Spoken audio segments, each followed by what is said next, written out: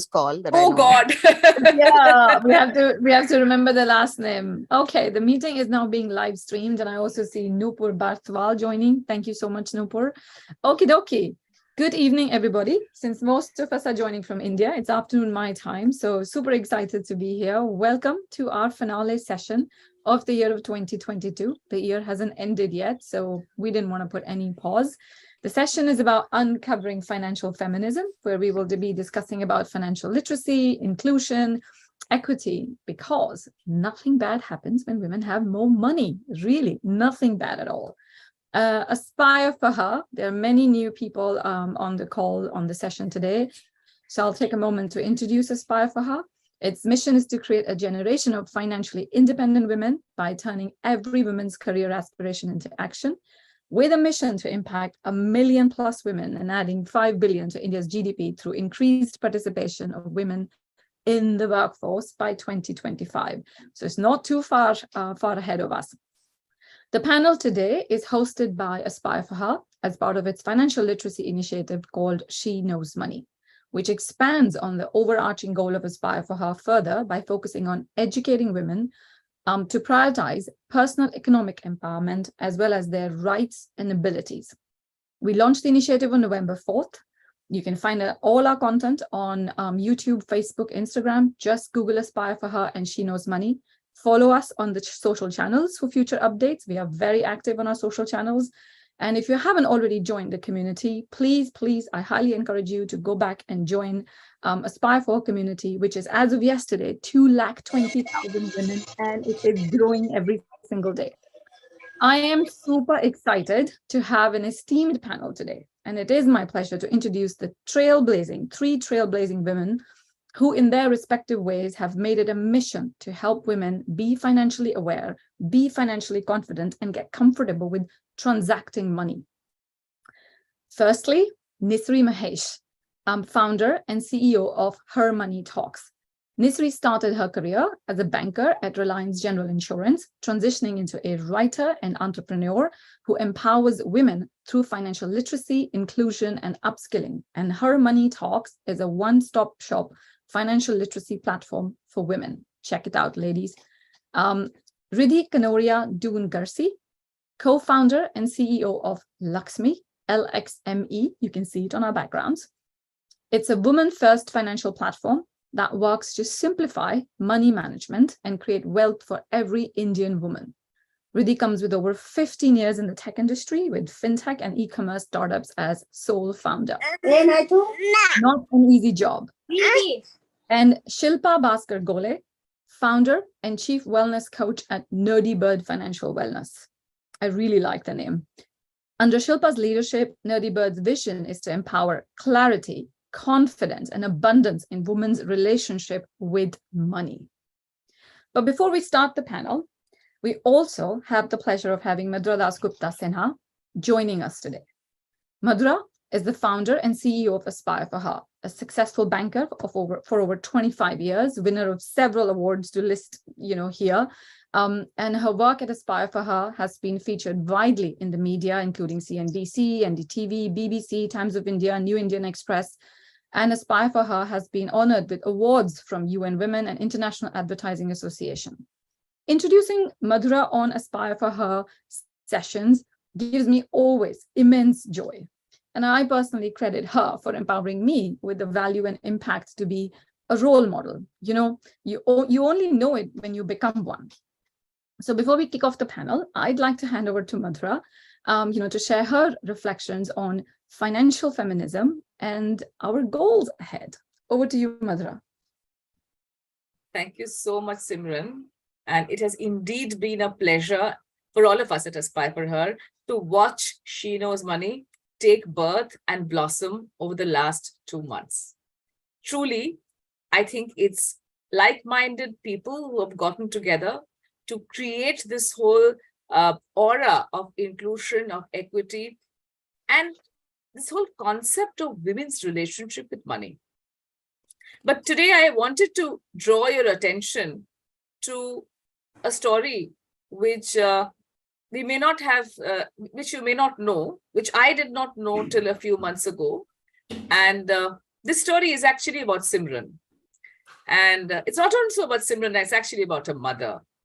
And, you know, about a year ago, when Simran joined Aspire for Her as a mentor, she told me, I want to work on financial literacy.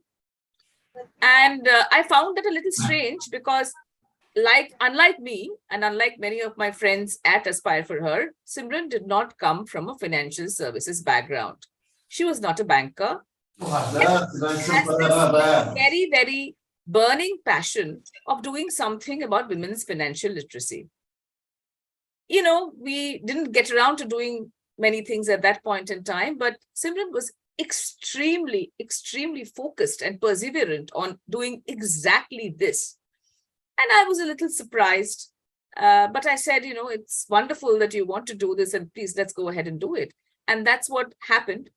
November 4th finally was the culmination of She Knows Money, and Simran and the entire Aspire for Her team, which supported her, actually launched She Knows Money, which is a very unique concept of improving women's relationship with money and ensuring that they take the first step towards financial independence.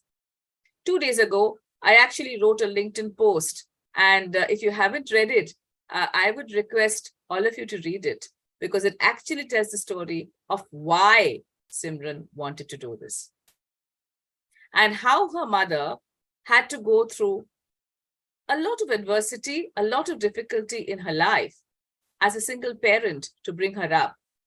And Simran decided that that adversity, all those challenges that she had faced, needs to be channelized into something positive, into something beautiful, so that women around her never, ever face that problem that her mother faced, and face the sort of societal neglect, the sort of shame that her mother faced. And all women are able to hold their heads up high. That is the reason why Simran was so insistent in starting She Knows Money at Aspire for Her. And it has been an incredible honor and privilege for me, for all of us at Aspire for Her, to be part of this journey. Thank you, Ridhi. Thank you, Nupur. You guys have obviously read the story. If you haven't, please do read it. I had goosebumps. And after she sent me the story, I actually could not write it for a very long time. So I waited, I processed, and then finally, when I was ready, I wrote it. And it has been an outpouring of affection that has come through our LinkedIn posts to Simran, and for the wonderful work that she has chosen to do to change lives, to transform financial destinies for women. So thank you, Simran, for what you do. You are a partner at IBM and you do many other things in the tech world, but this is not about that. This is about your other identity, in which you have chosen to be an agent of change for women around you. So thank you for doing what you do. And I'm handing it back to you. Thank you, Madhura. I have to give all the credit on encouragement to you. It's not something I was going to be very open about, but now that I have, I think it also has a very cathartic, healing effect. Okay, let's come back to our panel today. So, before we start with our, again, esteemed panelists, some couple of data points I wanted to bring to attention, and I know many of us know about it, but when you hear it collectively as a team in a session, it sort of has a completely different impact on our mind. So it's a fact, women are underrepresented in financial services industry. The products are not catering to their needs. And 60 to 70% of households have women making money management decisions to run their households. And the proportion is even higher for that group of women, which are primarily homemakers. So they are really the de facto CFOs of their families. And I'll come to it in a minute why I fundamentally see that an opportunity, but also a limiting factor. There is a lot of attention on gender pay gap, and rightly so. But however, there is a very little attention given to the wealth gap. And of course, the gender pay gap leads to the wealth gap. India has the widest wealth gap of 64% across all Asia-Pacific countries. Several reports have been written on this recent metric. Women don't invest as much, except largely in risk-averse options such as gold and institutional-backed fixed deposits. Only 3% of women in India are in senior leadership roles, however, not really leading, being great investors of their money. At global level, women in senior expert and leadership roles are, found to be less than 2/3 or just 62% of accumulated wealth of their male counterparts at the time of retirement. Many women don't even think about retirement until they are in their mid-40s, and the very few percentage that manage to reach to senior leadership positions. So, lots of metrics, and the problem is not really the dispute here. It's what are the solutions that we are going to be focused on. So coming back to my earlier line that nothing bad happens when women have more money. And the good thing is that women are very conscious of where they invest money. They always want to see what's the impact they're making, but we don't have enough options. So this and a lot more we are going to cover in the next 30 to 40 minutes. And let's start with our panelists. What makes them do what they do? So let me start with Nisary.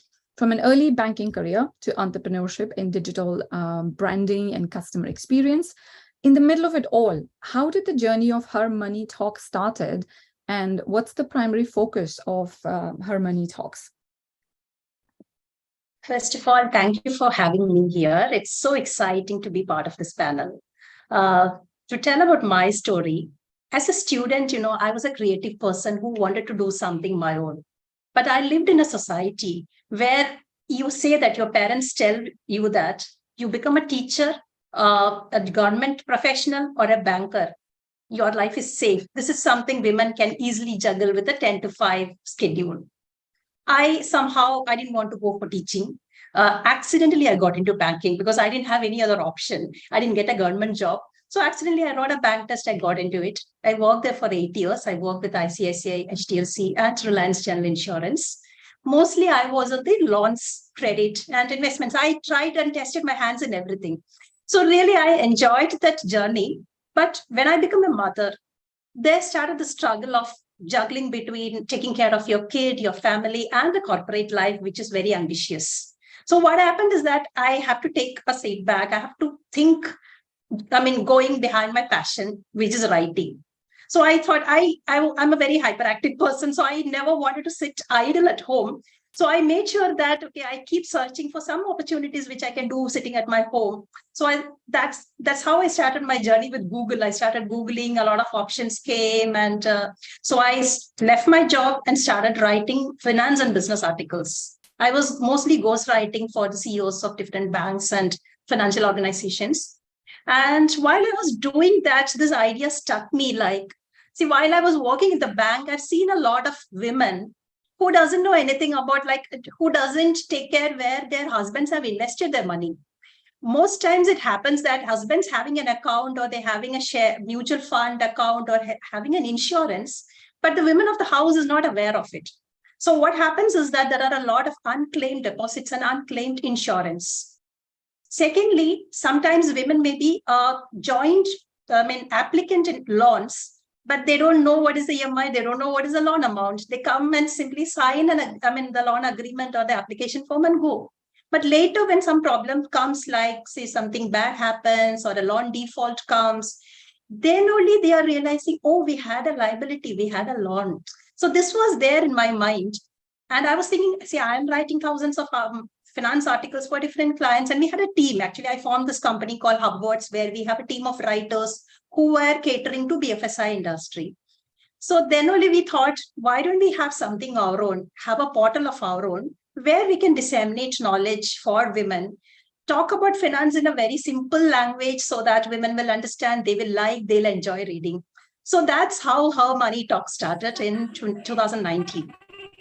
But when we started it as a portal, we realized if you just put articles there, women won't come forward. We have to go out, meet them, talk to them, and understand what their problems are. So from a portal, it is there, but we moved to this breakfast meetups with women in different cities, small workshops for women, which has now developed into a full-fledged platform now. So currently, HerMoneyTalks is a financial platform which is doing a lot of things in financial literacy segment across pan India. Plus, we do promote women entrepreneurship. We have a separate vertical for that. And both finance and entrepreneurship, when it comes, action is more important. So we handhold them, guide them, advise them to take the next steps towards their financial empowerment. So this is in a nutshell about what I do and my journey. Great. Thank you, Nisary. We're going to be digging deeper, of course, as we move forward in the panel. But let's move on to Ridhi Doongursee. So a start in banking, tech to FMCG, business building to customer and SME credit, an all-out money and tech career. Tell us about your journey to LXME, the investment platform, and elaborate more on when you say women first. What does that mean? Sure. Thank you so much, firstly, Simran and Madhura, for organizing this. I mean, we at LXME truly believe, right, to add to your powerful quote, that when women come together, great things happen, right? And I think it's so great to be a part of this panel of brilliant, powerful women who are, who understand the impact this work is going to have on the life of millions, right? So thank you so much for making me a part of this panel. Where did the first spark come from? And right, this is a really interesting question, because where was the seed, right? And the seed was when I was a child, and I come from a family of 2 girls, and this was obviously a long time back. You heard as a child that, oh, you only have girls, you don't have a boy who will take care, or, they're going to be dependent on you. And I think that was where that seed of, I never want my parents to feel they only have a girl, or they're a step behind because they don't have a boy, right? And in the mind of a girl in school at that time, the way to that was, first I need to get educated. If I get educated, I can get a job. If I can get a job, I can make my parents proud, right? So I think that was the start of this journey of independence for myself, right? Understanding the importance. Along with that, of course, we all see in our environment where women didn't have freedom or independence to get out of toxic situations. So I think a mix of those is what made me really put all my energy towards building out, studying, working hard, getting a job, right? And I haven't stopped, right? And I love it. I think it's like my core has now become like that. So went out somehow 2 decades back, convinced my family, a family where no one had left the city, a girl had not left the city, to let me go to England and get my degree in Warwick. I think a computer enabled that, right? I would never have found out about the University of Warwick like 2 decades back when there was none of the fancy stuff you have today. So I think that's where my love with computers and the potential of technology began. Did a computer science degree, like you rightly said, worked at UBS, loved the whole beautiful culture, realized again how impactful technology can be, came back to India. Now in India, we were in the B2B manufacturing space, but somehow I think, I realized there's a massive gap that technology can fill. And that's how my start into the tech world. One of the biggest issues in India in the B2B space again was credit, right? Enabling loans, like we talked about loans for businesses or for women, right? So I think I did a fintech startup to begin with. That was obviously my focus at that time, right? Business. And then B2B e-commerce, right? Obviously had good partners. I've been lucky enough to have a good support system. Eventually, as I was transitioning from that role and thinking, what do I want to do next? I met Preeti, who's actually the founder of LXME. And I think obviously it's her energy and her open-mindedness. I think these 2 things, right, which really made me listen to what she was saying. And I think she comes from 2 decades experience in the wealth industry, right? And I think what we really found common ground was, one, what a huge need financial, right? And we talk about equality. And there's so much work being done on diversity, on equality, but we believe it's incomplete unless along with equality, we get financial freedom. Right? And that's where we realized, where do women, right? The way women, their needs are differentiated, the way they think is different. But generally, the banking, the wealth tech industry is made by men for men, right? And not in a negative way or any way. It's just the needs of women were not met, right? And that's why we needed a women first platform, right? And now to your second question, a women first platform, right? The way women think is different. their needs and focus areas are different. The way culturally, the way culture works has kind of put certain barriers in the way women think about money, right? And when we talk about a women first platform, what we think is first, women need to start talking about money, right? In a common group, women don't go, like you'll find men talking about what they invested in, what they did with their money. Women rarely are a part of that because one, they feel, will I sound stupid? Will I be judged? Is it appropriate? Will I be considered money minded, right? So they need a safe space first to start talking about money. That's when I think Preeti launched like our Being Lakshmi Facebook community. It's a safe space, massive engagement. Women come and talk about everything, right? It could be personal problems. It could be something as simple as what does interest rate mean? What is debt, right? And exactly like you said, Simran, right? Not even realizing that, sorry, Nisary said, right? What the impact on their life that has. So a completely safe space. So first is community. Second, what we feel is women have a different way of learning, right? And some women prefer live sessions like this one. Some women prefer to go down and have like gamified content. Some women prefer a blog. Some women, and they actually want to have someone on the phone to be able to talk to and kind of just chat with them. Ki boss, what does portfolio mean? Risk ka matlab kya hai? Goal ka matlab kya hai? Right? And so that's when we kind of had a support ecosystem on our app where they can either ask a question on the community, they can talk on the phone to a money buddy, they can be a part of live sessions where experts can answer their questions, financial questions, right? So community and then learning also in multiple resources where there's no jargon. It's very simple, very easy, very critical. And finance is easy, like Nisary said, like actually Shilpa and Nisary, we've all said finance is easy. It's just we need to break through the clutter and make it simple. And I think that's where all 5, 6 of us are coming together to break through the jargon. And for depending how a woman wants to learn, kind of making that available, right? And the next is women also are short of time. They are managing homes, careers, society needs, social needs. So really a platform which makes it very simple. Like there are thousands of stocks. You need thousands of hours to be able to research those stocks. There are thousands of mutual fund portfolios, 2000 plus. You need, again, thousands of hours to research it. What we've said is we don't offer thousands of stocks or mutual funds. We've curated it to just 9 simple portfolios because women are short of time. What we've said is, people keep talking about tips, right? Ye tip mila, crypto mein karo, digital gold mein karo, these market things coming. You should do a lot of research before you go into that, not a retail investor. Obviously, the common mass women don't have that time. So we are researching the portfolios for you. Depending on your goals, we're simplifying it.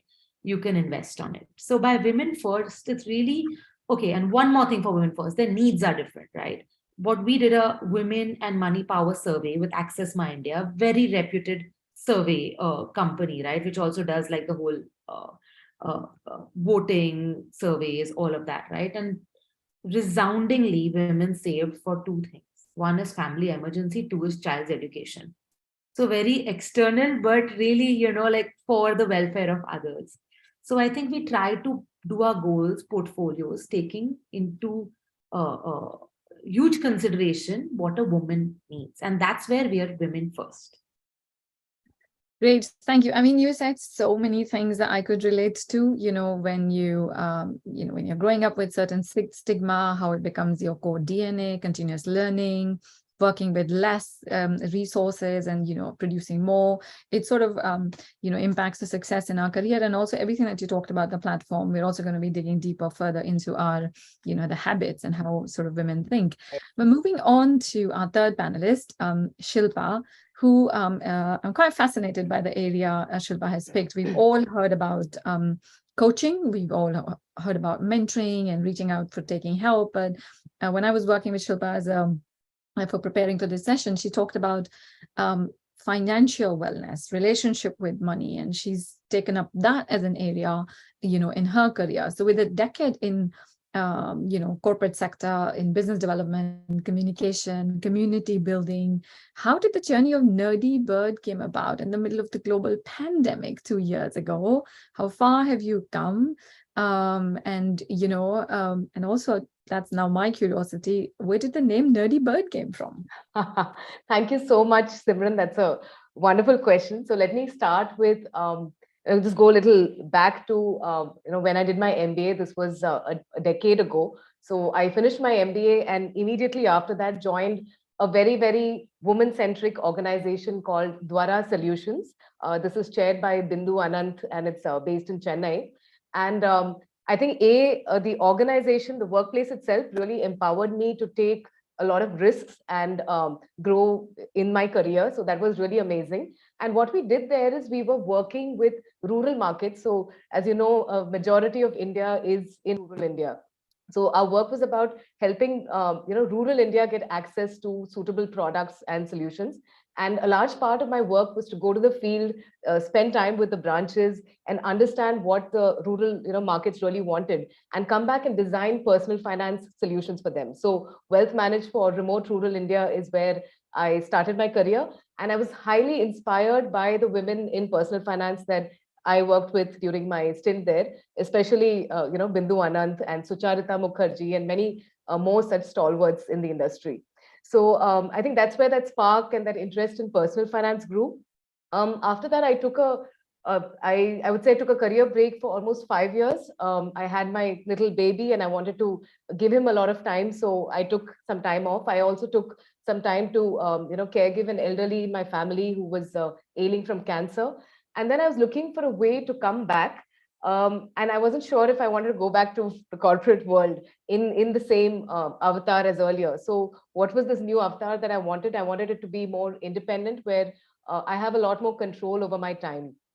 So that's when I came across another very, very pioneering woman. Her name is Sondra Davis. She's based on the West Coast of the USA. And she has this really interesting certification called the Financial Fitness Coach certification. So just when the pandemic began, I signed up for that and decided to put myself through the coaching process so that I can start actually working with clients hands-on. So that was an amazing experience. And what it made me realize is that coaching across the world today is very, very focused on executive coaching, life coaching, not so much on your financial goals, right? So when you have, when you talk about your financial well-being, when you talk about emotions around money, when you talk about limiting beliefs that hold us back from achieving what we want to financially, I think there's no one really in the sector today that can help. Right. So financial advisors, your bank relationship managers, the insurance brokers, they're all very, very focused on product sales and product advice. So which is a very, very directive approach. There's no approach where you give them a confidential space where they can come and speak about what's on their mind and what's really stopping them, what's holding them back from being their abundant selves with money. So that was my starting point. And today I'm in a place where I have a couple of more coaches with me, and we take on one-on-one as well as group financial wellness programs to help our clients through this entire journey of starting by coaching them through their financial goals.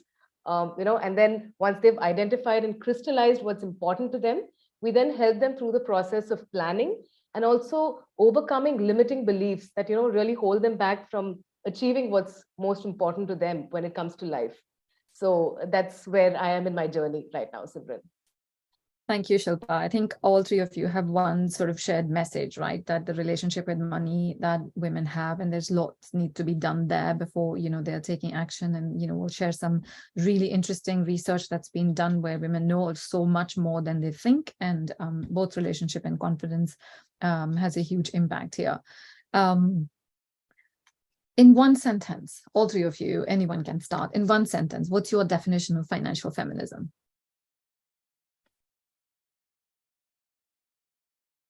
I'll pick. Ridhi, you go. Yes. Okay. Okay. Sorry, who's going? You start. Yeah. Okay. So financial feminism, right? And like I touched on earlier, for me, financial feminism is equality, right? Where basically, if a man wants to work towards a certain goal, he does it. If a man has certain needs, he does it. So I feel financial feminism is taking charge of your finances to make sure you have the freedom to work towards your goal and make your life choices as you see best. Great. Nisary. See, the word feminism, no, it rings a kind of gender war. But I believe feminism stands for where there is a need of inequality. So the topic is so complex. So when it comes to financial, like feminism, there is pay gap, there is the earning period gap, the confidence gap, mindset gap, investment gap, inheritance gap. So there are a lot of gaps which needs to be filled. So that's what I feel, to fill up these gaps. And of course, there is a gap in the ecosystem to have the right kind of services or the right hand-holding or that ecosystem for women. So when these different factors are coming in, it's just a fact that men and women are not equal when it comes to financial management or the wealth they own. So that's where the gap is coming. And financial feminism is not a gender war. There is something that like which we women have to do ourselves, like we have to change our mindset, we have to up our confidence. There is something the society have to do to have the right kind of ecosystem to help women to start their investment journey or their money management journey. And of course, there is something with related to how they earn, how much they earn, to fill up the gap in the earning part of women also. So that's how I feel. It's a collective effort, just like we all are together here. It's a collective effort of the society, the women, the supporting people at home, and even the companies or the ecosystem to have equality when it comes to wealth and women. Okay, I take the word no, not a gender war. Fully agree. It's not a gender war at all. Shilpa, your one sentence on financial feminism. So for me, Simran, I think feminism is freedom to choose and freedom of choice. So I think financial feminism naturally to me means then the freedom to choose what I do with my money, how I earn money, how I spend money, how I invest money, and how I think about money. And I think the very important piece here is, do I have that environment? Do I have access to opportunities that enable me to have that freedom of choice when it comes to money? Absolutely. Earlier today on our social channels, we posted a reel as a reminder to this event. And actually our marketing team did a brilliant job in picking a fantastic reel, which talks about how women are judged when they are spending their money on self-care products, beauty products, versus a man buying, video games or a bike or a car or other products. So that's where, Shilpa, to your point, and Ridhi, and also Nisary's point, is this the choice of the choices that the women should be allowed to make, because they are making their money, and it is not related to gender at all. Okay, moving forward. Again, one word or a short sentence. What is money for you? How do you see money? What's your relationship with money? You go ahead, Shilpa. All right. So to me, Simran, I think this is a beautiful question. And to me, money is a tool. I see it as an enabler. So it's a means to an end. So it is a tool that helps me accomplish what I want to in life. So I think it's simply that. It's not the end in itself. It's a means to getting to where I want to be and to fulfill my desires, my hopes, my dreams, my goals. Thank you. Ridhi? For me, money is one, a safety net, for what life throws at you. And second, a means to achieve your goals, basically, whatever your goals are. In really short. Thank you very much. Nisary? I have a different view. I have an emotional relationship with money. Like as a kid, when you get your pocket money, it's happiness. When I grow old, when I got my first paycheck, it's a kind of sense of excitement or an achievement. Now, when I'm growing older, lifestyle becomes important. The need to feel secure for the past and the future and the present is more important. And we also feel like the need to contribute to our dear and near ones, like our children and our family and all. And of course, we have to invest money in ourselves to manage ourselves, which makes us even more confident. So my relationship with money in one sentence is an emotional relationship. Fantastic. Thank you. Mine has gone from lack to abundance, and has gone from take care of yourself first, and self-care is, responsibility. our own responsibility.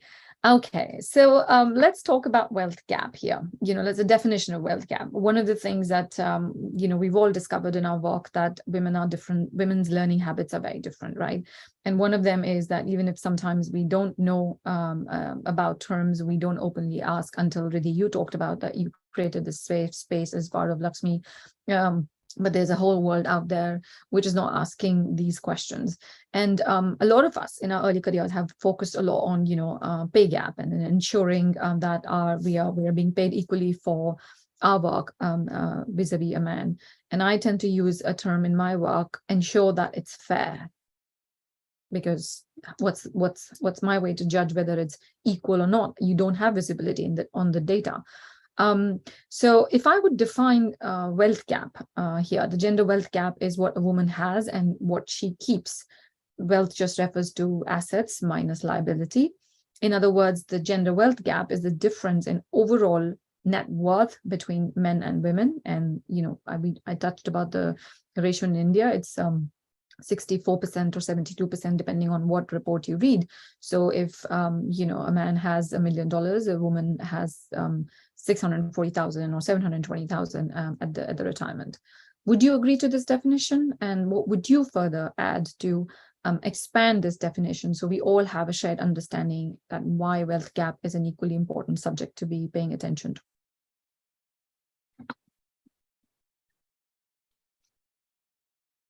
I will choose now. Okay, Nisary, you go this time. Okay. So according to me, wealth gap is the net worth. But it's a very broad thing, a broad term, Simran, because it includes many things. Like one is the wealth you are creating. Like it depends on what you're earning. Of course, you need to earn more or earn equal as men, so have the wealth or have the money to invest. Second thing is how you're choosing to invest in. Like suppose if you are very conservative and if you're not investing your money, again, your wealth is not growing. And thirdly is the assets you own. India, we know that women are not property owners. Men and women, male and female property owners are not equal. And there is also a gap in inheritance. So it's a very broad term. And of course, to summarize it, is the net worth of an individual. So if you compare the net worth of an individual, the men versus women are lesser, their net worth is lesser. And the factors contributing to this are, of course, the inheritance, the assets or the properties they own, mostly because it's in the name of the male members of the family in many households, and the wealth they are generating throughout their career life, and the wealth or the money they are investing and the growth of that money. So again, 3 or 4 factors are contributing to this wealth gap. Thank you, Nisary. Shilpa? Yeah, I think Nisary and Simran, you've both very broadly and beautifully brought out what the wealth gap is. I think I'll go a step further to pick on, to sort of go further on Nisary's point around inheritance. I think the inheritance laws in India need to change. And of course, there is a lot happening on that front. So for example, if you look at how Hindu undivided families. So earlier, you had a lot of joint families in India, and the daughters were not by default, didn't get the access to inheritance from the father, the patriarch in the family. And very recently in 2005, there's been a change to that law. And, in HUFs and Hindu undivided families, daughters now have access to wealth. So I think bringing out the positive side to things, I think a lot is changing. At the same time, if you look at inheritance laws again, from a women's perspective, married women, what happens with us is that if the husband is not there and we don't have children, then our assets go directly to the in-laws, before it goes to our parents. So I think there is a lot to be done on the estate planning and the Succession Act itself to look at how wealth can, go down to our mothers and the women in our family. That's number one. And I think apart from that, this very beautifully covers what the wealth gap is. And I think I'll be happy to hear what Ridhi has to say around it. I completely agree. I think what you all have, hit the nail on the head. Obviously, it's a mixture of, it's caused by various factors and it leads to certain factors. What I did want to just touch upon is the wealth gap for me is the lack of opportunity for women to take their own financial decisions, right? One is take their own financial decisions, manage their own money, and thirdly, the guilt associated with it, right? If we spend on our family members, we don't mind. If we spend on ourselves, there's guilt associated. We first think of our kids and our husband, we forget to think of ourselves. In the survey, 98% of women had no retirement plan. Women live longer than men. I mean, how can you not have a retirement plan? It's really scary. So for me, like we said, right, wealth is a means to an end. Money is a means to an end. So the gap actually is the fact that women are not taken care of either for later on in life or their goals or their desires. And even if they do, the guilt associated with it because of cultural or self-conditioning, which also relates to the reel you shared, which was so accurate. Indeed, indeed. So let's move to something that we are all influenced by these days, is the social media and all sorts of campaigns that are being run, right? The fact that women don't invest as much is again not a challenge that we are debating. We all agree that exists, and there are lots of reasons, gender payback, the time women take off their career, which impacts all of these matters. But the areas, the media has a role to play. Social media content is shown to women is very much focused on frugality, saving, and coupons, versus the one that's targeted to men is about crypto, performance, large investments, etc. A leading bank in the UK, they were running a campaign called Make Money Equal, which you all can search for, people who are joining us today. They ran a campaign and they analyzed more than 600 photographs used in articles about money and finance as part of the campaign. And the research found that men were shown as being in control and making financial decisions, while women were typically shown as clutching piggy banks, counting pennies. And the analysis even showed that 90% of the articles on money written for women were about saving and budgeting. And that brings me to my earlier point, why I think while it's a great opportunity, but it's also a problem, even professionally. And 73% of the articles targeted at men were about making, bigger investments. It's great to be great at budgeting, because then you're given a pot of money and say, make sure you manage this well and make sure that there is some savings done in that. And if you translate that to professional world as well, many women don't take P&L roles. Because P&L roles is not about managing money, it's about growing the money and managing it and delivering the profit and growing bigger business. And so my question to you all three in your respective areas of work, that do you foresee that if this media changes their targeted sort of content to women, do you see an uptick in women making more investments? What are your reflections about this? Can I go? Yes, please. So one is, the marketing campaigns or marketing agencies do what works, right?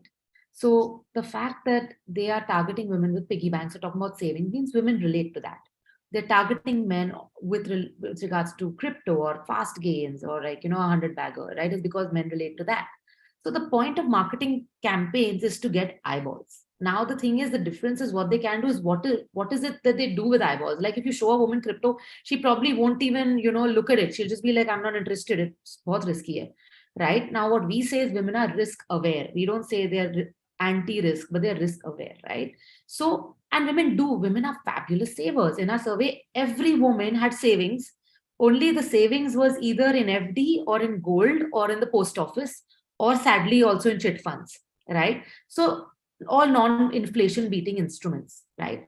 So marketing campaigns, they target to get your eyeballs. I think what people need to be cognizant of what can be done next, right?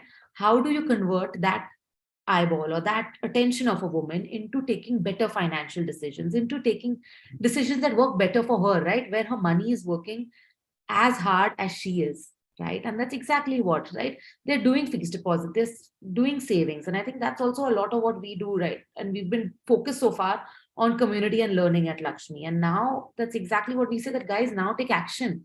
If you're worried, start with 100 rupees, right? Invest in the 100 rupee fund, but start. Because you need to start investing in inflation beating instruments, right? So I think eyeballs is one thing, but I think eventually how you kind of use their comfort areas to get them to take better decisions or decisions that make their money work as well as they do, or as much as they do. Yeah. Thank you. Shilpa, in your coaching work, do you see this topic being discussed by women? Absolutely. I think the way the media portrays, the investor, the user of the end product, also ties into what the financial industry is. Like I think Ridhi was saying earlier, that the financial industry is even now predominantly run by men, for men. So till that changes, and we sort of feminize the financial industry. I mean, I love that word. I mean, if we could just feminize the financial industry, it would make a huge difference. If there are more women who are actually, designing these advertisements and the communications that go out, that's the only way that the empathy factor can start to come in, where there are people who can put themselves in your shoes to understand how it is that you invest and how you are as a user. Because today, when I watch those ads, I don't relate to them in any way. So I think to make it more relatable, there need to be people like me on the other side designing these advertisements. And the financial industry, I think, has to take cognizance of the fact that there are so many more women now coming into workplaces with disposable income. And they should be bullish on women if you look at it that way, because that's a huge market potential there. They're not able to tap into it so much because of the lack of femininity and feminization in that industry. It's so jargon driven, so intense on jargon, and so sort of complex in the kind of products they put out. And I would also go further to use a word condescending. I mean, it comes from that space of sort of telling you what is right for you, rather than sort of letting you decide what's good for you. So I feel like there is a huge need to have more women on the other side, sort of tailoring these products for us and tailoring these ads for us. Definitely. Nisary, what are your reflections? These are typical gender stereotypes, which I feel just like pink is associated with women and blue is associated with boys. No? So similarly, the moment you say women and money, the thing rings in our mind is shopping, spending. The moment a boy is growing up, he's been taught us you have to take care of the family, you have to earn, you have to invest, you have to take care of the family. So this is a typical gender stereotype with which we all are conditioned. And media, the things are changing, but I feel all media or all brands are not realizing this. They're still continuing with that, showing that shopping image or the lighter side of the things, or even the budgeting, and feels that women can relate more to it. I feel there is a psychological aspect of also about it. Just like you see boys, so they always play with cars and they fight and all, small guys. Girls always, they play with dolls. So similarly, when you grow up, women usually take charge of things when you can relate to it. Like when you have a kid, you can relate, you can think about the kid's future. Then only a mother will start thinking about, investing for her daughter's or her son's future. But men, no, they are growing up with that, they are with that gambling mindset, or they like to take a little bit of adventure, a little bit of gambling, take a little bit of risk by investing in stocks and trying around, testing and things. And also this is a typical mindset. So media is just, or the brands are just playing around with this typical traditional mindset where men are seen to be aggressive investors and women are just happy with the household budgeting or saving or shopping. This is one aspect of it. And I feel that changes are there, but very few. For example, it is not finance exactly. If you think of Cadbury's ad in 82, or when I was a school kid, it was like the women sitting in the gallery and the men coming as an achiever. They reversed it in, I think, a couple of years before, where the man is sitting in the gallery and the woman is coming as an achiever. So like this, the brands are changing their outlook. HDFC Life is, for example, during the COVID time, I don't remember what exactly, a girl was talking about the aspiration. The girl was talking about the challenge or the struggle her family went through.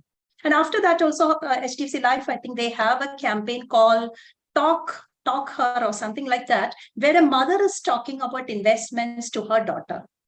Similarly, there is another mutual fund company is having a campaign called Equal Rights, Equal Responsibilities, where men and women both are taking charge of the investments, planning, everything in the households. So these things are there, but very few. But I think what we all recollect or what is staying in our mind is what we have been seeing all these years, where women are associated with shopping and men are associated with investments.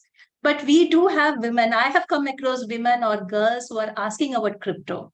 So times are changing. I mean, more and more brands need to change with the times. Yeah, definitely. We are running a little bit short of time, so we're going to try to move slightly faster. I can see some questions in the chat, and there's one question here which is very specific about reading inheritance laws for different religions. So within India, inheritance laws are different based on religion. There are two acts you can look up on the internet: Hindu Succession Act and Indian Succession Act. How does sorry, okay, thank you, Shilpa, you've answered the question. So yeah, great. So if we could continue answering some of the questions on the chat, or if anybody wants to unmute themselves and ask a question, we can take a minute or two before I move forward. There's another important topic I want to address on institutional and systemic bias, because our government is not making different policies.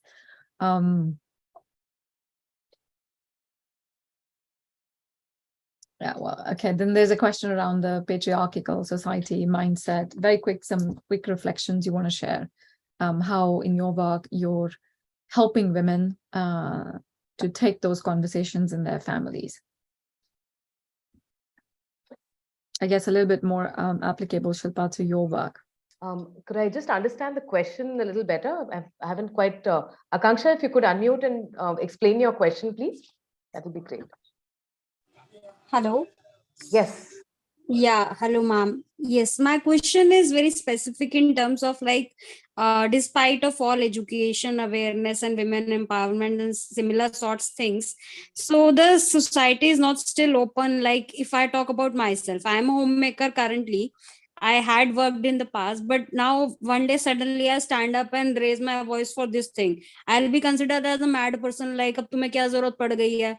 You have everything in your family, be it is served in your plate, or why do you want to talk like this things, stupid things? So how can these laws everyone of us know, like basic things we know, so how can it be applicable in the in specific, in like not as a long one magic wand thing, but as a short term we can go step by step. And I mean, no woman can suddenly just stand randomly on one day and talk about these things. Sure. So I think so. I can answer your question around the laws, Akanksha. I mean, I think the society and its mindset is something that will take a long time to change. There are baby steps that are happening around the world, and things are changing, but at a very slow pace.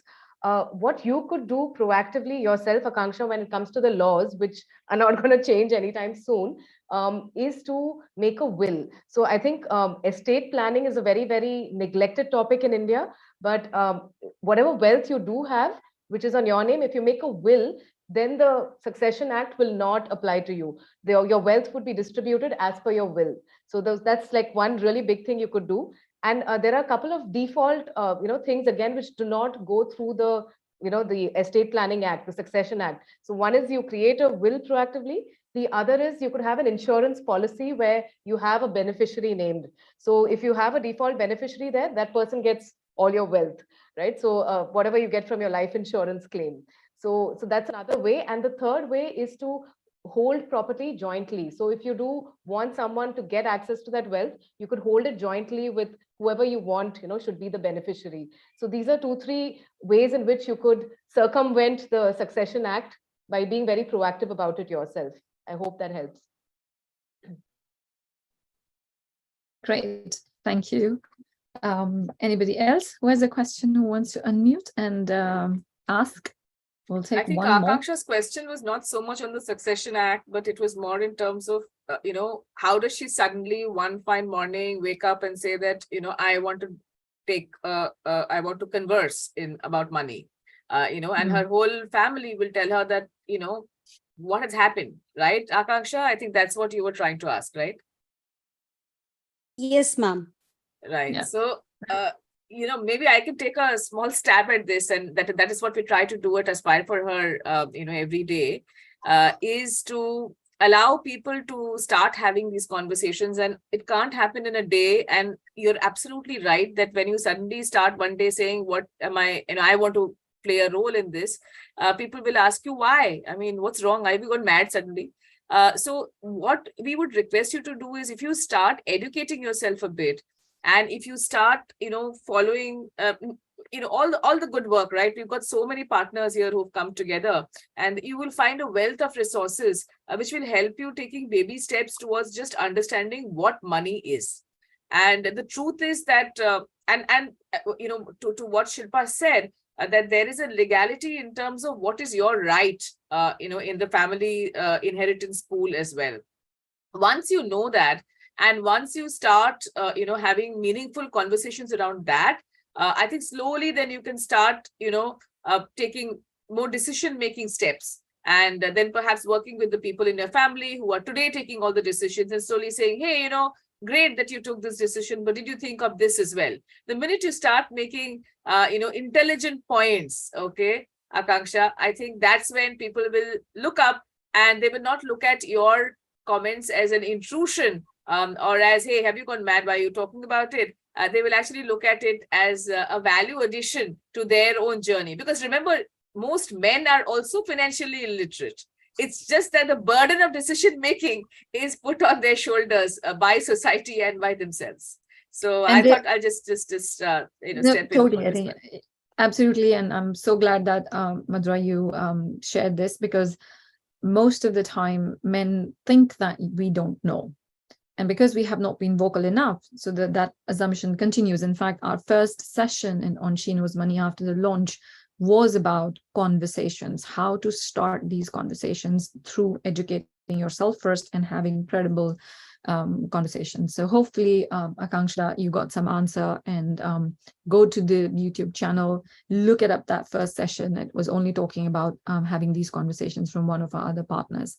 So thank you for that. And I know we are running out of time, but very quickly, very, very, very quickly, I want to address a topic about systemic bias, and which is more focused on when women are out asking for, whether it's business loans or bank loans for a mortgage or any other purpose, there is a differential treatment. The government is not making different policies, but the institutions are treating them differently. So what's your experience here, Ridhi and Nisary, in your work, that why is that happening, and what can women do to ask for same offers on the table as men get it? Should I go ahead? Please. Sure. Yeah. So I was working with the loans credit for about 5 years. So the experience is like when a woman applying for a loan, there comes a condition like there should be a guarantor or a co-applicant who is a guy, which means the male member of the family. Because the banks have a doubt whether, if it is a business loan, women are serious about their career. If it is some other loan, like a personal loan, how will the women repay it? Even if you have a decent job, the doubt is like you will quit the job very soon, and who will take the responsibility? So this hurdle women are going through. A lot has changed, but still it is there. But now there are a lot of relaxations. If you are well placed in your career and you have a good career graph to show, it is easier compared to 10 years before for a woman to get access to credit. A lot of government schemes are coming, especially with SIDBI, Startup India, a lot of state government initiatives also there. But one major thing is lacking is the awareness part of it. On one side, there are a lot of schemes. It's like raining of schemes. Today, there's 1 year, few schemes are coming. Next year, it is disappearing. So every year, some new things are coming. Some are being announced, but is not implementing. Some are already there, but these schemes which are already there is not getting enough visibility. So that's the major problem. If you go to government sites, there are 5 departments having 5 different kinds of loans for women, which is not put together in one platform. And just because of this, there is a lack of awareness. And there is no bridging between these things. So there are, say, for example, there is Mudra loan. But, Mudra loans usually women can avail through banks. But what happens is that banks never popularize this because this is a low margin kind of product. So if a woman is going to a bank and asking about mudra loan, the answer he was getting is like, oh, we are not doing it. Because banks always promote their overdraft facility or their business loan, which comes with a high interest rate. So this challenge is there. So schemes are there, schemes galore there. But I think there should be some channel. Government can create some channel, some kind of a single point channel where women can avail all the services together, rather than going to 5 different sites and figuring out what is suitable for me, going to branches, walking to branches, and then realizing this is not there. If there is a single window platform for women in different groups, maybe working women or women entrepreneurs, there is a single window platform that can make a lot of difference. This is my feeling. I guess it's LXME here. You have more opportunities to expand in addition to investing. My apologies. I need to really move fast. We are 4 or 5 minutes over time, and thank you for everybody who's staying. So one final question before we close out our session. What is the one mindset shift and one micro action that you would recommend to our participants today that they can immediately take? Let's start with you, Ridhi. Okay, I would say actually the mindset shift is just take that first step, right? Whether it's 100 rupees, start building your wealth.